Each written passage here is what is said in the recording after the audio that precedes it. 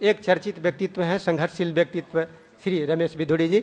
अब मैं निवेदन करना चाहता हूं विराट भारत समाचार पत्र के परिवार से प्रबंध संपादक श्री आदित्य रंजन जी का कृपया मंच पर 2 मिनट के लिए आएं और विराट भारत के संदर्भ में कुछ बताएं। श्री आदित्य रंजन जी।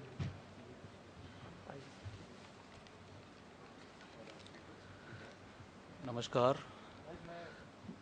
माननीय अतिथिगण एवं सभी उपस्थित अन्य सम्मानित महानुभावों, माताओं और बहनों को हार्दिक स्वागत करते हुए मैं 2 शब्द विराट भारत के बारे में कहना चाहता हूं।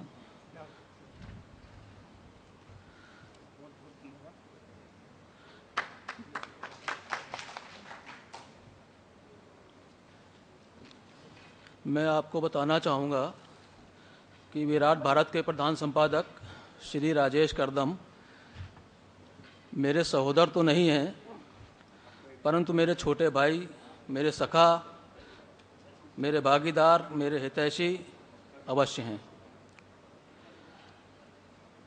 अपने समाचार पत्र एवं हमारे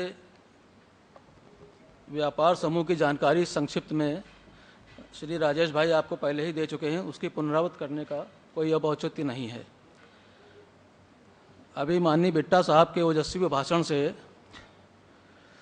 बहुत कुछ सीखने को मिला, जो हम जानते हैं लेकिन उसको अमल में नहीं लाते हैं, और जो हमारी कमजोरी है जिस पर उन्होंने प्रहार किया। हमारे अखबार का जो मूल मंत्र है सतत, सत्य के पथ पर सतत।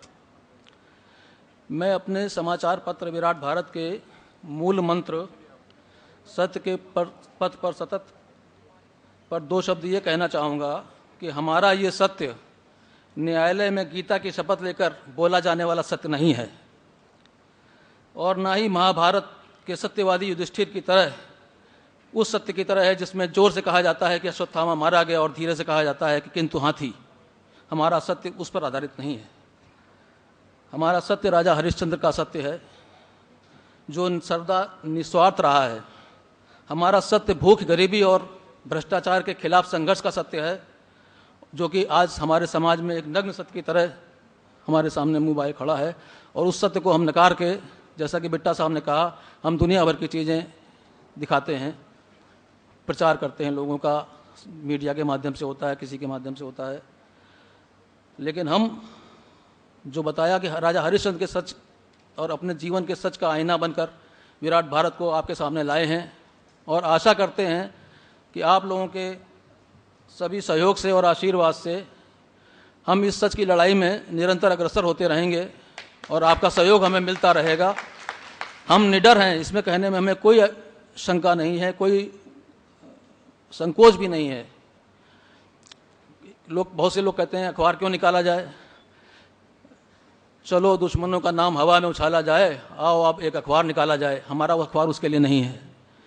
हमारा अखबार सच की लड़ाई के लिए है। अभी गालिब का एक शेर याद आ रहा है, सादिक हूँ अपने कौल में, सादिक हूँ अपने कौल में, सादिक माने सच्चा, कौल माने वचन में। सादिक हूँ अपने कौल में, गालिब खुदा गवाह, कहता हूँ सच कि झूठ की आदत नहीं मुझे।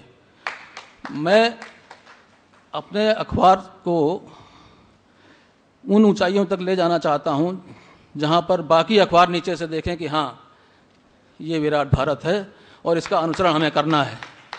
और ये उसकी सामग्री से हो सकता है, उसकी सत्यता से हो सकता है, और किसी प्रोपेगेंडा से नहीं हो सकता। आप लोगों के आशीर्वाद और सहयोग की आकांक्षा और अपेक्षा रखते हुए आपसे विनम्र